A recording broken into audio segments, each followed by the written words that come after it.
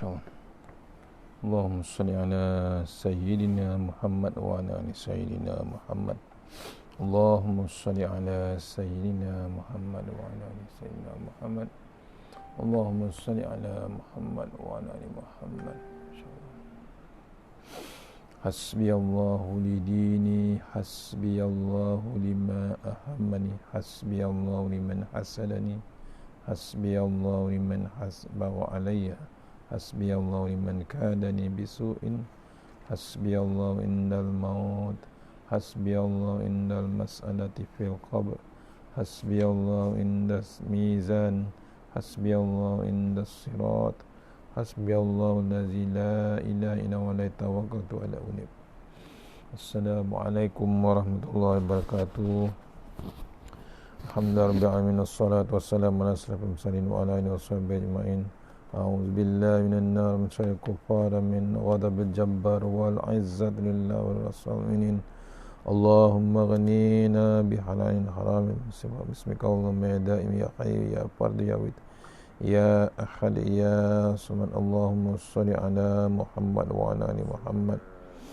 Bismillahirrahmanirrahim. Rabbi shrah li sadri wa yassir li amri wa hlul min lisani yafqahu qawli. Wa ya ibadallah ittaqullaha usikum wa iyaya ittaqullah faqad faza muttaqun. Allahumma ta'alaina hikmataka wansur alaina min hazaimatika ya arhamar rahimin. Bismillahirrahmanirrahim. Bismillah masyaallah la yasuqu ya Allah. Bismillah masyaallah la yasrifu ya Allah. Bismillah masyaallah makana min ni'matin fa min Allah. Bismillah masyaallah la ya'ti bil hasanati illa Allah. Bismillah masyaallah la haula wa la quwwata illa billahil aliyyil azim. Allahumma nas'aluka bi barakati syarif fa antuhum la dunya. Amin ya rabbal alamin. Alhamdulillah, jumpa lagi untuk pengisian selepas subuh kita pagi ini, sambungan daripada kitab tuan guru kita, kitab tafsir tuan guru ni Abdul Aziz, insyaallah. Untuk kita lebarakah kita hadiahkan kepada tuan guru dan semua sekali untuk keberkatan kita. Al-Fatihah. A'udzubillahi minasyaitonir rajim. Bismillahirrahmanirrahim.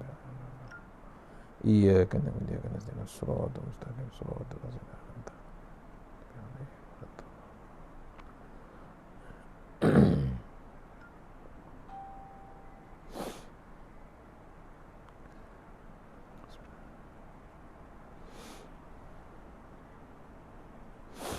InsyaAllah sama-sama kita share pagi ini, mudah-mudahan keberkatan kepada semua, insyaAllah.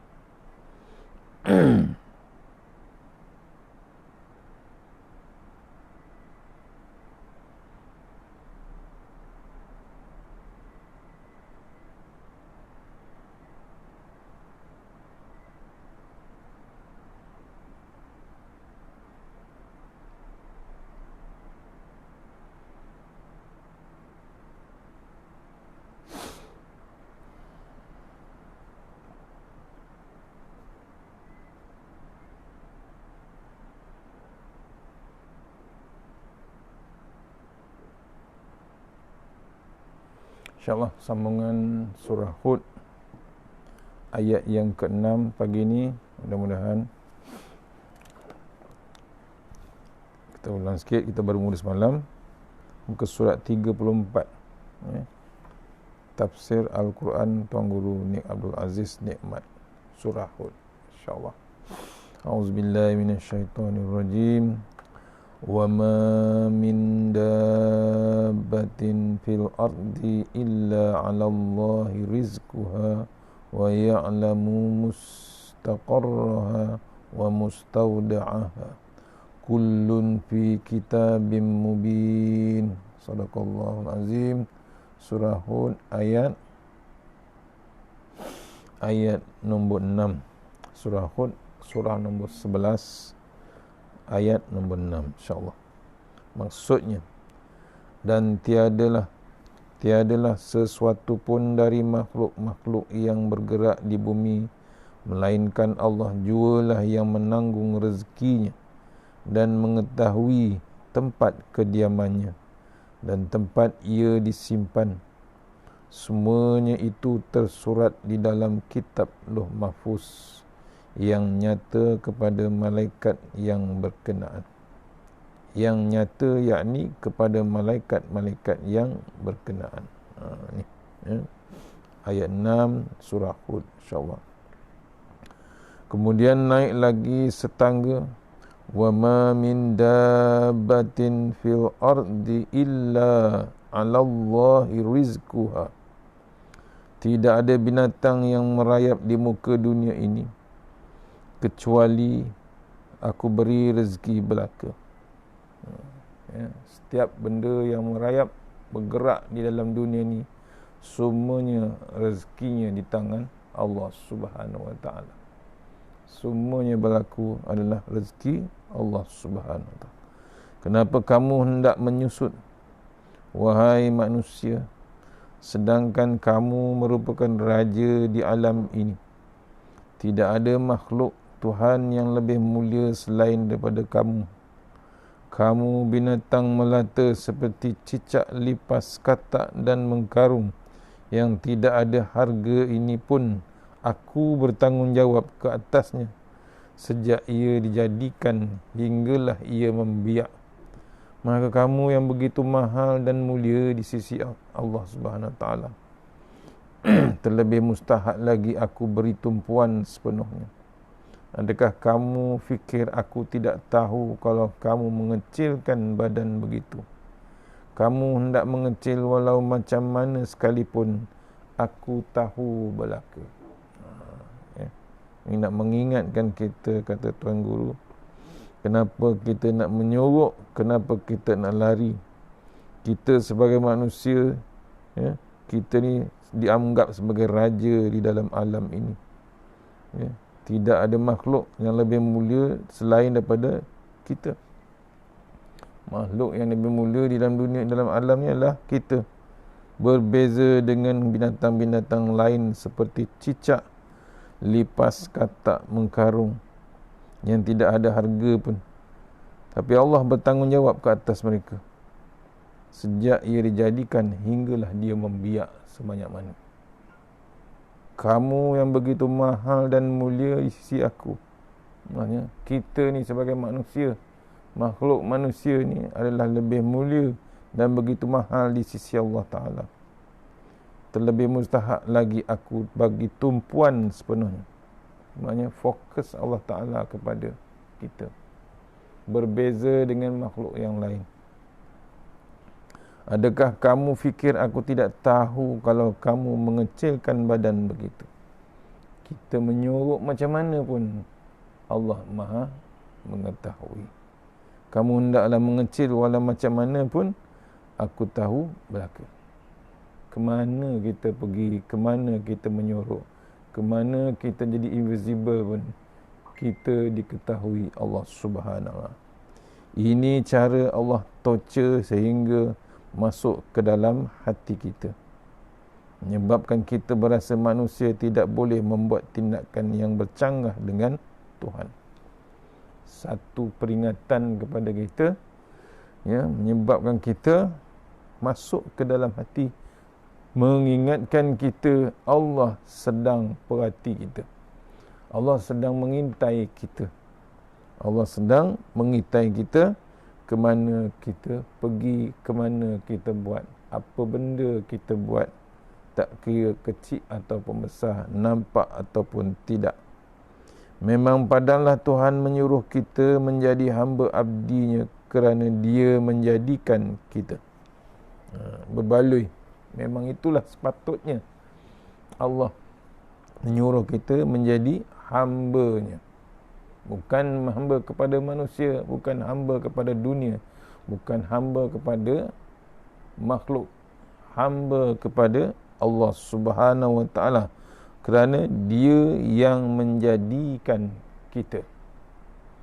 Rezeki yang kita nikmati sekarang semuanya datang daripada Allah Subhanahu Wa Taala. Bagi kita orang kampung, rezeki hanyalah merupakan makan, minum, pitih, orang Kelantan kata, pitih emas, duit emas. Duit emas saja, sedangkan sebanyak mana yang ada pada kita boleh juga dinamakan sebagai rezeki. Semuanya rezeki datangnya daripada Allah Subhanahu Wa Taala. Siapakah yang memberi kita nyawa sekarang ini kalau tidak datangnya daripada Allah Ta'ala?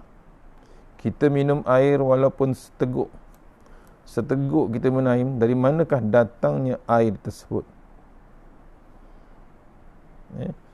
Kalau tidak daripada dia. Kita makan nasi walaupun sebutir, dari manakah dari manakah datangnya nasi kalau tidak daripada Allah Ta'ala? Akhir sekali, segala anggota yang ada pada kita seperti kaki, tangan, mulut dan hidung, semuanya merupakan rezeki daripada Allah Subhanahu Wa Ta'ala. Kena renung kita, kena bimbang kita. Kesemuanya bukan datang daripada manusia, kesemuanya bukan datang dah sedia ada, tak. Semuanya datang daripada Allah Subhanahu Wa Ta'ala. Pada sebiji nasi, sebutir nasi tu, seulas nasi, itu pun Allah Ta'ala punya. Itu kena renung kita. Kenapa nak membazir makanan? Kenapa kita nak membuang makanan? Ini kadang-kadang kita tak perasan. Tu, siapa yang bagi nyawa? Nyawa pun Allah bagi tahu. Nyawa tu Allah punya. Sebab tu dia boleh ambil bila-bila. Cukup masa Allah ambil nyawa kita. Kalau tidak, datang daripada Allah Ta'ala. Air seteguk, makanan, kita makan nasi, kita makan makanan yang lain, semuanya datang daripada Allah. Anggota badan kita, semua pun datang daripada Allah Ta'ala. Tu fungsi anggota badan kita, apa kita buat? Daripada kaki, hujung kaki sampai naik ke badan, pinggang, tangan, muka, telinga, mata, apa yang kita gunakan untuk Allah Ta'ala. Begitu juga kita telah ditakdirkan mendapat anak yang cacat. Tuhan tidak mengenal sesiapa ketika memberikan rezekinya. Malah ada juga orang kaya yang berumah besar, pitih ataupun duit dan hartanya banyak, tetapi anaknya cacat. Ini menunjukkan bahawa semua rezeki datang daripada Allah Ta'ala. Dan Allah tidak memilih orang. Jika dia memberi, jika dia hendak beri, maka dia akan beri. Ini menunjukkan bahawa dia berkuasa dan bermaharaja lela. Wajarlah manusia menjadikannya Tuhan kerana dia berkuasa penuh. Allah nak bagi apa saja, dia punya suka. Hak dia. Manusia terpaksa terima. Pasal apa? Level hamba. Ni level Allah lain, level manusia, level hamba. Sebab tu kena terima, kena taat Allah. Berkuasa penuh Allah Subhanahu Wa Ta'ala. Wa ya'lamu mustaqarraha. Bukan sekadar rezeki sahaja. Aku juga tahu tempat di mana ia berputik. Dia berputik dan tempat di mana dia tumbuh. Aku tahu semuanya, sama ada manusia, lembu dan kerbau, ayam, itik, katak ataupun mengkarung. Waktu mula-mula mereka berputik di dalam perut ibu mereka. Wa mustauda'aha. Dan tempat kesudahan, tempat simpan, yakni kubur. Allah Maha mengetahui. Tu ceritakan di sini. Wa ya'lamu mustaqarraha. Bukan sekadar rezeki saja aku tahu. Bukan sekadar rezeki saja Allah tahu. Allah juga tahu tempat di mana dia berputik, bermula. Tempat dia tumbuh. Allah tahu semuanya, ada manusia, sama ada manusia, lembu, kerbau, ayam, itik, katak ataupun mengkarung. Waktu mula-mula mereka berputik atau bermula di dalam perut ibu mereka. wa mustauda'aha, dan tempat kesudahan, tempat simpan. Allah tahu. Kita manusia, kita tak tahu kematian kita. Kita tak tahu lokasi kubur kita di mana. Sama ada di tempat duduk kita sekarang ataupun di tempat yang lain. Perancangan Allah terlalu dahsyat, terlalu hebat. Sewaktu dalam perut ibu kamu dulu, aku pun sudah tahu, kerana aku yang membuat kamu dan tempat hendak simpan, yakni tempat mati. Kamu sama ada di dalam perut buaya ataupun perut gajah, di hutan ataupun gunung ganang, semuanya aku tahu belaka. Wahai manusia, itulah kelebihan aku. Padanlah kalau kamu bertuhankan aku dan mendengar kata aku, kerana aku ini serba tahu belaka. Kalau berasa aku tidak tahu, cuba kamu beri dalil. Apakah buktinya? Tentulah kita akan meraba-raba saja dan bercakap mengikut rasa hati, walaupun tidak ada dalil. Itulah benda yang wajib kita beriktikad, bahawa Allah berkuasa penuh di atas muka dunia, termasuklah terhadap manusia. Allah tahu kita dalam perut ibu kita. Allah tahu kita kerana kerana Allah tahu yang membuat kita adalah Allah Ta'ala. Allah tahu tempat kita nak disimpan. Tempat disimpan ni maksudnya apa? Tempat mati kita, kubur kita, ya. Sama ada di dalam perut buaya ataupun dalam perut gajah, di hutan ataupun di gunung. Allah tahu lokasi kita yang akan mati. Kita ni yang serba tidak tahu. Belagak kadang-kadang kita berjalan atas bumi. Sombong kita berjalan di atas bumi. Kita terlupa, kita tak tahu lokasi kita mati dalam kawasan bumi mana. Contoh Fir'aun tenggelam dalam laut. Fir'aun tak tahu dia tenggelam dalam laut. Hebat macam mana Fir'aun mengaku Tuhan, ya, lawan Nabi Musa, nak dibunuhnya pesuruh Allah Subhanahu Wa Taala. Dikejarnya sampai tengah laut, tenggelam Fir'aun dalam laut. Dalam laut itulah baru Fir'aun sedar betulnya Tuhan Nabi Musa. Ni mana kita kena renung. Ni Allah bagi tahu dalam kitab Tuan Guru, semuanya Allah tahu belaka. Dibagi amaran kita, wahai manusia, itulah kelebihan aku, ya, kelebihan Allah. Padanlah kalau kamu bertuhankan Allah dan mendengar kata-kata Allah, kerana Allah itu serba tahu belaka. Kalau berasa Allah tidak tahu, cuba cari dalil, tunjukkan buktinya. Tentulah kita teraba-raba untuk mencari dalil, bercakap mengikut rasa hati. Walaupun tidak ada dalil, itulah benda yang wajib kita beriktikad, yakin bahawa Allah berkuasa penuh di atas muka dunia, termasuklah terhadap manusia. A'udzubillahi minasyaitonirrajim. Kullun fi kitabim mubin. Semuanya itu Tuhan kata ada belaka di dalam kitab yang jelas.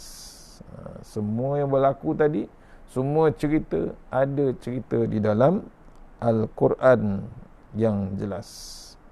Al-Quran ini pun Tuhan panggilnya sebagai kitab, dan Lauh Mahfuz yang dipanggil pun dipanggil kitab. Kerana apa? Kerana sebanyak mana yang ada di dalam Al-Quran ini tidak lari daripada apa yang terkandung dalam Lauh Mahfuz. Jadi di Lauh Mahfuz pun ada kitab, dan di bumi pun ada kitab. Kedua-duanya satu belaka. Sebab itulah Al-Quran ini memberitahu perkara yang sebenar. Wabil haqqi anzalnahu wabil haqqi nazala wa ma arsalnaka illa mubasysyiran wa nadhira. Sadaqallahul azim. Dan dengan cara yang sungguh layak serta berkhidmat kami turunkan Al-Quran, dan dengan meliputi segala kebenaran ia diturunkan. Tiadalah kami mengutusmu, yakni wahai Muhammad, melainkan sebagai pembawa berita gembira, yakni bagi orang-orang yang beriman, dan pembawa amaran kepada orang-orang yang ingkar. Surah Al-Isra ayat 105. Al-Isra surah nombor 17 ayat 105. Mengingatkan kita Allah telah turunkan Quran, kemudian meliputi kebenaran, semua kebenaran yang ia turunkan. Dan Allah memberitahu dia mengutuskan Rasulullah SAW, iaitu Nabi Muhammad SAW, melainkan ia sebagai satu orang yang membawa berita gembira, iaitu untuk orang-orang yang beriman, dan berita yang dipanggil amaran kepada orang-orang yang ingkar, orang yang maksiat terus kepada Allah Ta'ala. Tu dah dibagi tahulah, diutuskan Rasulullah SAW. A'udzubillahi minasyaitonirrajim. Wa bil haqqi anzalnahu wa bil haqqi nazala. Dan dengan cara yang sungguh layak serta berkhidmat kami turunkan Al-Quran, dan dengan meliputi segala kebenaran ia diturunkan. Apakah yang dimaksudkan dengan perkara sebenar? Kalau dalam percakapan harian kita, ia bermaksud perkara yang kawan cakapkan itu memang berlaku sungguh. Kalau kawan beritahu ikan kembung hari ini berharga 2 ekor seria ataupun RM1. Kalau sungguh betul ikan kembung dijual dengan 2 ekor seria ataupun RM1 di kedai, artinya kawan bercakap benar, kerana benda yang kawan cakapkan itu serupa dengan perkara yang berlaku. Quran macam itulah kebenaran dia. Al-Quran memberitahu perkara yang sebenar. Kerana apa? Kerana perkara yang diceritakan sama dengan apa yang di Lauh Mahfuz. Adakah sesuatu perkara di muka dunia ini berlaku di luar daripada Lauh Mahfuz? Tidak ada. Sebanyak mana benda yang berlaku di atas muka dunia, semuanya ada berlaku di Lauh Mahfuz. Oleh kerana Al-Quran serupa dengan apa yang ada di Lauh Mahfuz. Padahal kalau kita kata Al-Quran ini membawa berita sebenar, tidak ada kitab di atas muka bumi selain daripada Al-Quran, yakni juga kitab terdahulu, iaitu Zabur, Taurat dan Injil, yang membawa berita yang sama dan selaras dengan Lauh Mahfuz. Benda yang berlaku di dunia ni memang dah tulis di atas, iaitu di Lauh Mahfuz, disampaikan di dalam Al-Quran. Ini yang berlaku sekarang ni pun dah tertulis. Maksudnya Allah Maha mengetahui. Kita yang lemah ni tak tahu yang berlaku sedang sekarang. Bukan sekarang, yang sekejap lagi pun kita tak tahu. Yang lepas COVID ni pun kita tak tahu. Yang akan berlaku tengah-tengah COVID ni pun kita tak tahu. Sebab tu balik kita kepada Al-Quran. Tak ada cara lain, tak ada vaksin yang paling hebat macam mana pun, yang diangkat sekarang ni pun belum tahu lagi. Tapi yang dinyatakan di sini, kalau dalil pada Tuan Guru, dalil pada Quran ni ialah dalil yang hebat. Vaksin yang paling hebat ialah Al-Quran. Cuma kita kadang-kadang susah sangat nak terima bab kebenaran. Dah tahu dah Quran tu benar, dah tahu dah, dah tahu dah sampaian oleh Rasulullah SAW tu benar, tapi kita masih juga kadang-kadang tak percaya. Bukan tak percaya, tak usik langsung Quran. Tak nak zikrullah, tak nak mohon kepada Allah Ta'ala. tu kadang-kadang mungkin pelik juga. Ya. Walaupun dengan teknologi yang canggih sekarang ni pun, kadang-kadang kita manusia ni terlampau tak tahu, ikutkan hawa nafsu pun tak tahu, kadang-kadang perangai kita pun tak tahu. Tu kadang-kadang berlaku peristiwa-peristiwa yang pelik-pelik pun sedang berlaku sekarang dan baru berlaku, sampai ke tahap bunuh, sampai ke tahap keluar daripada Islam, sampai ke tahap tengah-tengah COVID ni pun boleh berlaku. Kadang-kadang kita bimbang. Pasal apa? Kebanyakan benda berlaku tak nak balik kepada Allah Subhanahu Wa Taala. Apa yang dikejarnya? Dunia. Kebanyakan macam tu. Sebab tu carilah. Ini diterangkan sebelum Quran lagi, Zabur, Taurat dan Injil, kebenaran Allah Subhanahu Wa Taala. Dikumpulkan semua Zabur, Taurat dan Injil, disolusikan ke dalam Al-Quran. Semuanya dah tulis. Oleh yang demikian, kita tidak akan dapat mencari kebenaran kecuali dengan menuruti Al-Quran Al-Karim, baik dalam urusan amal ibadat ataupun masalah rumah tangga, politik, parti dan pemerintahan negeri. Selain daripada petunjuk Al-Quran, segala panduan lain adalah jenis yang teraba-raba, tercari-cari belaka. Perkara syurga neraka, dosa pahala, ketaatan dan kemaksiatan ini bukannya jenis yang teraba-raba. Jadi kalau kita hendak tahu perkara sebenar melalui jalan yang tercari-cari ataupun teraba-raba, kita tetap akan gagal. Hendak tahu perkara sebenar, kena ikut line yang sebenar. Tidak ada line yang sebenar selain daripada line Al-Quran. Ini tulisan Tuan Guru. Ya, maksudnya mengingatkan kita tak ada benda lain hidup kat dunia ni.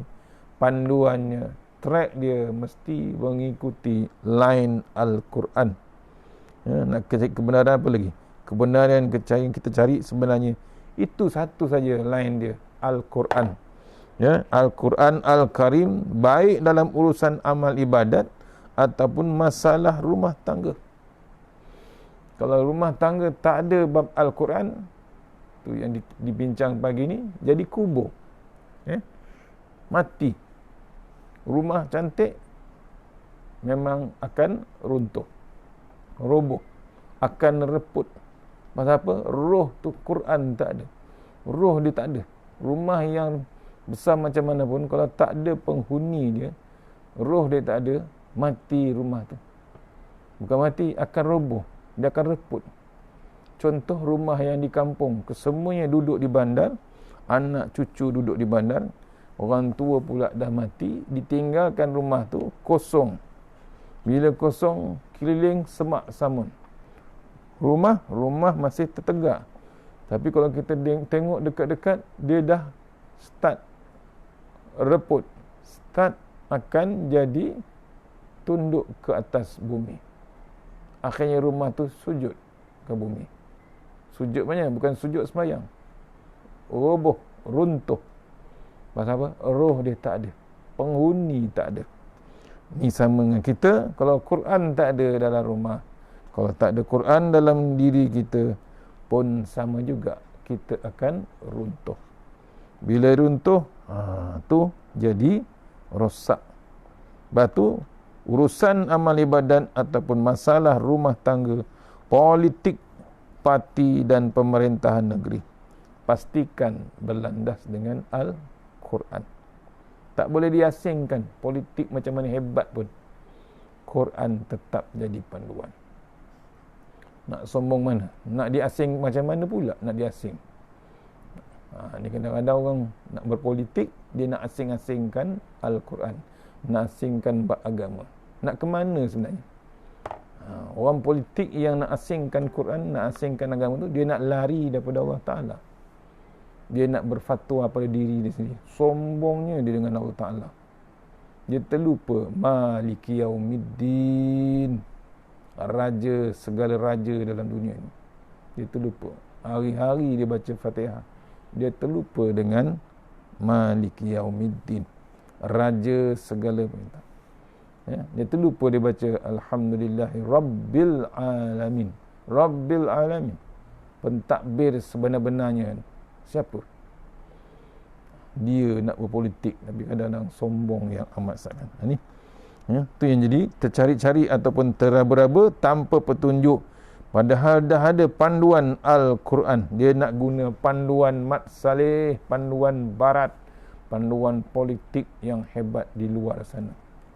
Dan Allah tunjuk tu dalam Al-Quran. Sombong yang amat sangat tu manusia. Sunat mengaku inna dina indallahil Islam, tapi nak dia punya cara. Jadi kalau kita tahu perkara sebenar, mencari melalui jalan yang teraba-raba, kita tetap akan gagal. Hendak tahu perkara sebenar, kenalah ikut lain yang sebenar, kata Tuan Guru. Apa dia? Tidak ada lain yang sebenar selain daripada lain Al-Quran. Itu lain yang sebenar, bukan lain. Ni habis ayat nombor 6. Kita terus dengan ayat nombor 7. A'udzubillahi minasyaitonirrajim. Wa huwallazi khalaqas samawati wal arda fi sittati ayyamin wa kana 'arsyu 'alal ma'il liyabluwakum ayyukum ahsanu 'amala wa la in qulta innakum mab'usun min ba'dil maut la yaqulanna allazina kafaru in haza illa sihrun mubin. Sadaqallahul azim. Ayat nombor 7 surah Hud, ayat nombor 7 surah Hud nombor 11. Surah nombor 11. Maksudnya, dan dialah yang menjadikan langit dan bumi dalam 6 masa, sedang arasnya berada di atas air, yakni ia menjadikan semuanya itu untuk menguji kamu, siapakah di antara kamu yang lebih baik amalnya. Dan demi sesungguhnya, jika engkau, yakni wahai Muhammad sallallahu alaihi wasallam, berkata bahawa kamu akan dibangkitkan hidup kembali sesudah mati, tentulah orang-orang yang ingkar akan berkata, ini tidak lain hanyalah seperti sihir yang nyata tipuannya. Surah Hud ayat nombor 7. Kedegilan tu yang amat sangat. Ya, bila Allah bagi tahu, ya, dia yang menjadikan semuanya tu adalah untuk menguji kita sebenarnya. Siapakah di antara kita yang lebih baik amalnya? Tu Allah bagi ujian untuk tengok, tes kita, ke mana kita dengan Allah Ta'ala. Dan demi sesungguhnya jika engkau, wahai Muhammad, berkata kamu akan dibangkitkan kembali sesudah mati. Dipesan oleh Rasulullah, yang diperintahkan Nabi Muhammad SAW untuk memberitahu kita bakal akan dibangkitkan. Itu yang dipanggil penulis buku Hidup Sesudah Mati, B. Arifin. Ya, ada satu lagi kehidupan yang sesudah kematian kita. Tentu orang yang ingkar, orang yang maksiat dengan Allah Ta'ala, dia akan kata apa? Ini cerita bab sihir dan tipu daya. Degil. Wa huwallazi khalaqas samawati wal ard. Dia itulah juga yang membuat langit dan bumi. Ni. Siapa? Allah Subhanahu Wa Taala. Kata Tuan Guru, hamba terjemahkan perkara wa huwallazi. Dia itulah juga.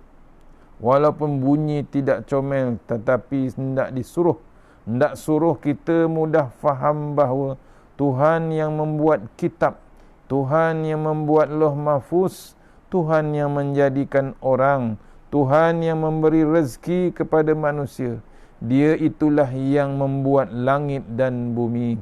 Serupa kalau kita hendak memberitahu mengenai kekayaan seseorang, kita akan tunjuk itu gudang dia, teksi-teksi dia, dia punya lori itu lori hak dia. Oleh yang demikian, orang akan mudah faham bahawa dia itu memang kaya sungguh. Melalui pendekatan ini juga Tuhan guna untuk membolehkan manusia faham bahawa dia memang berkuasa sungguh terhadap manusia. Ini contoh.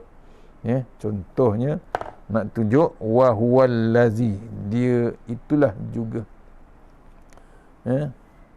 Maksudnya nak menyerangkan hebatnya Allah Ta'ala, nak menerang kuasa, nak menerangkan yang bagi rezeki, nak menerangkan kita ni yang menegakkan langit dan bumi, semuanya Allah belaka. Ni kita ni takat menumpang sahaja. Fi sittati ayyam, dalam tempoh 6 hari. Cara Allah bercakap menampakkan sifat ketuhanannya.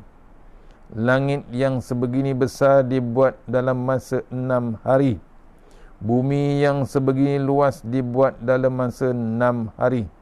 Bukit bukau dan gunung ganang dibuat dalam masa 6 hari.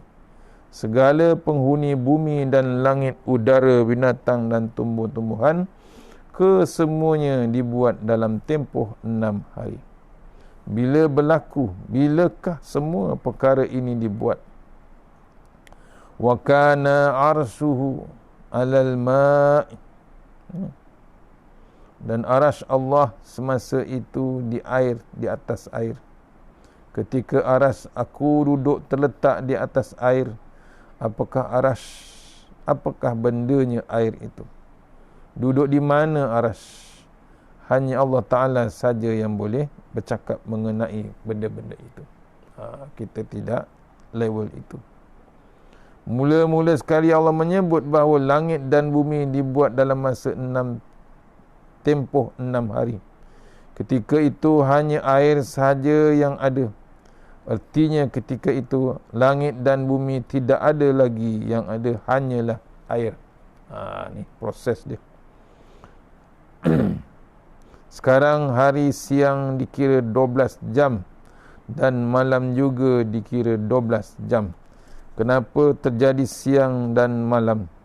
Siang berlaku kerana matahari naik dan malam berlaku apabila matahari jatuh ke kaki bumi. Macam mana dikira 6 hari, sedangkan ketika itu matahari, langit tempat matahari bergantung dan bumi tempat terbitnya bayangan matahari pun tidak ada lagi. Bingung kira kita. Sekali-sekala cara Tuhan bercakap menunjukkan sifat ketuhanan dan kehandalannya. Dia bercakap berkenaan perkara-perkara yang payah kita hendak faham. Ada masa-masanya cara Tuhan bercakap berpadanan dengan tenaga fikiran manusia supaya mudah manusia memahaminya. Serupa kita sebagai orang kampung. Kalau bersembang di kedai kopi sesama orang kampung, dari pagi sampai petang tidak ada siapa pun boleh lawan. Tetapi cuba turut ikut anak kita yang belajar di universiti. Ikut sama masuk ke dalam bilik kuliah tempat pensyarahnya mengajar ilmu sains teknologi. Pahit, yakni susah orang kampung hendak faham. Apakah yang diajarnya? Apakah yang ditulisnya? H darab L sama juga A. Apakah yang dimaksudkan dalam huruf L? Apakah dia H? Anak kita mengangguk-angguk kerana dia faham. Sedangkan ayahnya orang kampung tidak tahu satu apa pun. Kerana apa? Kerana orang yang mengajar itu adalah pensyarah universiti. Otak dan ilmuannya jauh lebih tinggi berbanding dengan otak orang kampung. Ini contoh. level pemikir. Begitulah keadaannya Al-Quran. Sekali-sekala Allah bercakap berkenaan perkara orang kampung boleh faham. Kerana apa? Kerana Tuhan itu walaupun dia bijaksana, tetapi bila dia bercakap dengan orang kampung, dia akan merendahkan ilmu dan bahasa-bahasanya hingga sampai ke tahap yang boleh memahaminya, walaupun tidak semua orang boleh faham.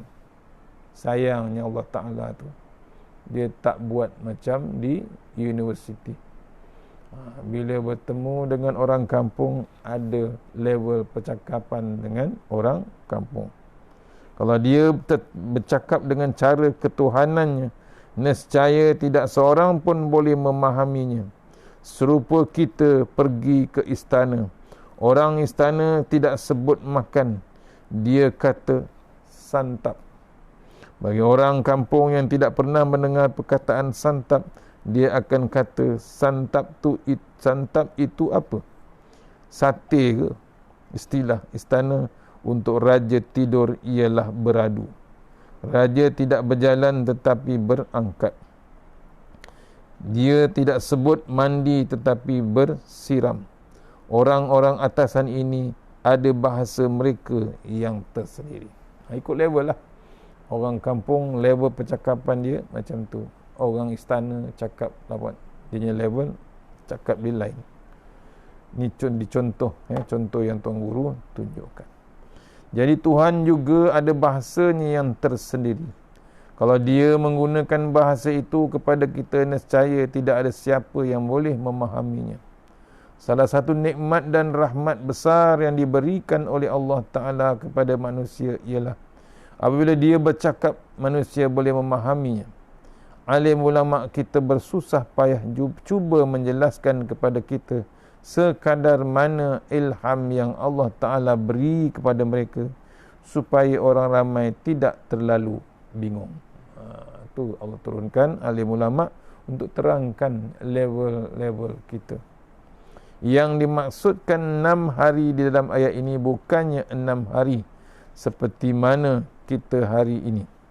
Tuhan sebut 6 hari kerana orang Arab di zaman itu tidak tahu menyebut istilah lain selain daripada hari. Kalau kita sebut 12 jam, orang Arab ketika itu tidak erti sebab istilah jam ini baru saja muncul. Jadi Tuhan sebut 6 hari kerana perkataan hari merupakan perkataan yang biasa digunakan oleh manusia umum ketika itu. Takut kita bingung sangat, maka setengah alim ulama menyebut bahawa tempoh masa satu hari itu bukannya 24 jam, tetapi satu tempoh tertentu. Maknanya, aku buat langit dan bumi ini melalui 6 tempoh, 6 peringkat. Tiada ada siapa pun yang tahu berapa lamakah tempohnya bagi satu peringkat. Tuhan tidak menyebut dengan panjang lebar berkenaan hal ini. Selepas dia berkata bahawa dia pembuat langit dan bumi dalam masa 6 hari, kemudian dia pun senyap. Jadi masing-masing berpakat merendahkan diri kepada Allah dan menyerahkan kepada kebijaksanaan Allah Subhanahu Wa Taala. Mengikut kajian ilmu kaji bumi sebelum jadi seperti sekarang, batu sebelum pejal seperti sekarang, kayu kayan sebelum kukuh seperti sekarang, kulit tubuh yakni permukaan bumi sebelum tebal seperti sekarang, ia memerlukan masa beratus-ratus ribu juta tahun. Orang yang mengkaji ilmu geologi menyebut bahawa ada jenis-jenis batu yang berumur melebihi 2 juta tahun. Kerana apa? Kerana batu batan ini tidak boleh mengeras seperti mana sekarang, kecuali setelah melalui proses penjemuran panas dan tiupan angin, sebelum melalui proses perubahan dan sebagaimana sekarang. Sebab itulah ahli-ahli yang meminati permata serta boleh membezakan di antara permata muda ataupun permata tua. Ia dipanggil muda kerana batu itu baru menjadi permata. Berapa harikah tempohnya? Bukannya beberapa hari tetapi beratus tahun, malah beribu tahun. Barangkali intan berlian itu mahal harganya kerana ia diproses selama berjuta-juta tahun. Tu, ya. Jadi kalau kita tahu, kalau kita kata bahawa 6 hari itu merujuk kepada 6 tempoh masa tertentu, tentu satu-satu tempoh itu pula memakan masa yang lama. Maka menasabahlah dengan hasil kajian ahli kaji bumi geologi. Tetapi hamba hendak ingatkan di sini bahawa kajian-kajian sains ini tidak boleh dijadikan sebagai asas pentafsiran Al-Quran. Pentafsiran Al-Quran tidak boleh berasaskan kepada kajian sains kerana kajian sains menerima perubahan. Sebagai contoh, para doktor membuat kajian berkenaan suatu penyakit. Mereka menerima pakai satu jenis ubat. 10 tahun kemudian apabila dibuat kajian lain sama ada hendak menggunakan ubat sama atau ubat yang lain. Kerana apa yang diketahui kini adalah hasil daripada kajian 10 tahun dahulu. Apabila kajian terkini dibuat menunjukkan ubat ini menyusahkan orang, ada side effect, dan anak yang dilahirkan menjadi cacat, maka ubat terdahulu digantikan dengan ubat yang lain. Ini pun berlaku zaman sekarang dengan adanya pandemik. Ubat yang dulu belum tahu boleh bagi baik yang sekarang. Oleh kerana Al-Quran ini merupakan perkara yang tetap, kita tidak boleh mentafsirkannya dengan perkara yang boleh berubah-ubah. Cuma kajian sains teknologi boleh digunakan sekadar untuk mendekatkan kefahaman hati kita ke dalam Al-Quran atau sebagai dalil bagi memudahkan kefahaman. Sekadar itu, bolehlah Al-Quran hendaklah ditafsirkan dengan Al-Quran juga atau ditafsirkan dengan tindak tanduk Nabi Muhammad SAW yang dipanggil sebagai hadis. Ini cerita. Wa kana arsyuhu 'alal ma', dan arasy Allah itu duduk terletak di atas air. InsyaAllah kita sambung petang ni untuk surah Hud ayat nombor 8 ini. Panjang lagi. Ayat nombor 7 kita sambung. Wa kana arsyuhu 'alal ma', arasy Allah Ta'ala duduk terletak di atas air, insyaAllah. Kita akan jumpa petang ni, insyaAllah. Sambung petang ni, insyaAllah. Kita sudah ingin surah Al-Fatihah. A'udzubillahi minasyaitanir rajim. Bismillahirrahmanirrahim. Iyyaka na'budu wa iyyaka nasta'in. أعوذ بالله من الشيطان الرجيم بسم الله الرحمن الرحيم اللهم طول أعمارنا وسهل أجسادنا ونور قلوبنا وثبت إيماننا وأحسن أعمالنا وسع أرزاقنا وإلى الخير قربنا وعن الشر أمرنا واغفر وجنا في الدين ودنيا والآخرة. Ya Allah, panjangkan umur kami, sihatkan badan kami, terangkan hati kami, tetapkan iman kami, elokkan amalan kami, luaskan rezeki kami, dekatkan kami kepada kebajikan, jauhkan kami daripada kejahatan, tunaikan hajat kami. Allahumma anta rabbi la ilaha illa anta khalaqtani wa la alika wa alika mastata'tu a'udzubika min syarri ma sana'tu wa buluka bi ni'matika alayya wa bi zambi faghfirli fa innahu dzunuba illa anta. Tawassalna bizwat jabar wa tasamna malakul allazi la yamut isrif annal bala wal waba innaka ala kulli syai'in qadir. Bismillahirrahmanirrahim. Bismillahirrahmanirrahim. Asma. Bismillahillazi la yadurru ma asmi azab. Bismillahil kafi. Bismillahil muafi. Bismillahillazi la yadurru ma asmihi syai'un fil ard wa la fis sama. Wa huwas samiun alim. Bismillahi ala nafsi wa dini. Bismillahi ala ahli wa mali. Bismillahi ala kulli syai'in a'tani rabbi. Allahu akbar, Allahu akbar, Allahu akbar. Allahu rabbi la usyriku bihi syai'an nazjaruka wa jalla tanaruka wa taqaddasan asma'uka wa la ilaha ghairu. Allahumma inna a'udzubika min syarri kulli jabbarin anid wa a'udzubika min syarri kulli syaitanin marid wa min syarri qada'is su wa min syarri kulli dabbah anta akhizum minas siyatiha inna rabbi ala siratim mustaqim. A'udzu billahi minan nar min syarril kuffar min ghadabil jabbar wal izzatu lillahi wal rasul wal mu'minin. Allahumma ghnina bihalalin an haramik wa bifadman amman sibak. Bismikallahumma ya daim ya hayyu ya fardu ya witr ya ahad ya samad. Allahumma shalli ala Muhammad wa ala ali Muhammad.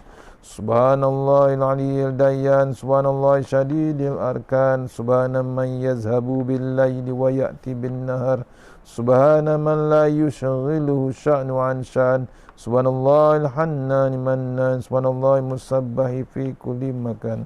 Bismillahirrahmanirrahim. Bismillahi ma sya'allah la yasuqu ya Allah. Bismillahi ma sya'allah la yasrifu suwa ya Allah. Bismillahi ma sya'allah ma kana min ni'matin fa min Allah. Bismillahi ma sya'allah la ya'ti bil hasanati illa Allah. Bismillahi ma sya'allah la hawla wa la quwwata illa billahil aliyyil azim. Bismillahirrahmanirrahim. Laqad ja'akum rasulun min anfusikum azizun 'alaihi ma anittum harisun 'alaikum bil mu'minina raufur rahim. Fa in tawallaw faqul hasbiyallahu la ilaha illa huwa 'alaihi tawakkaltu wa rabbul 'arsyil azim. Wa may yattaqillaha yaj'al lahu makhraja wa yarzuqhu min haitsu la yahtasib wa may yatawakkal 'alallahi fa huwa hasbuh innallaha balighu amrihi qad ja'alallahu likulli syai'in qadara. Bismillahirrahmanirrahim. La yadurru ma ismihi syai'un fil ardi wa la fis samaa'i wa huwas samii'ul 'aliim. Hasbunallahu wa ni'mal wakil, ni'mal maulana wa ni'man nasir. Wa la haula wa la quwwata illa billahil aliyyil azim. Hasbunallah wa ni'mal wakil, ni'mal maulana wa ni'man nasir. Wa la hawla wa la quwwata illa billahil aliyyil azim. Hasbunallah wa ni'mal wakil, ni'mal maulana wa ni'man nasir. Wa la hawla wa la quwwata illa billahil aliyyil azim. A'udzu bikalimatillahi tamma min syarri ma khalaq. Rabbana atina fid dunya hasanah wa fil akhirati wa qina azabannar. Wassallallahu wasallam alhamdulillahi rabbil alamin. InsyaAllah jumpa lagi. Assalamualaikum warahmatullahi wabarakatuh.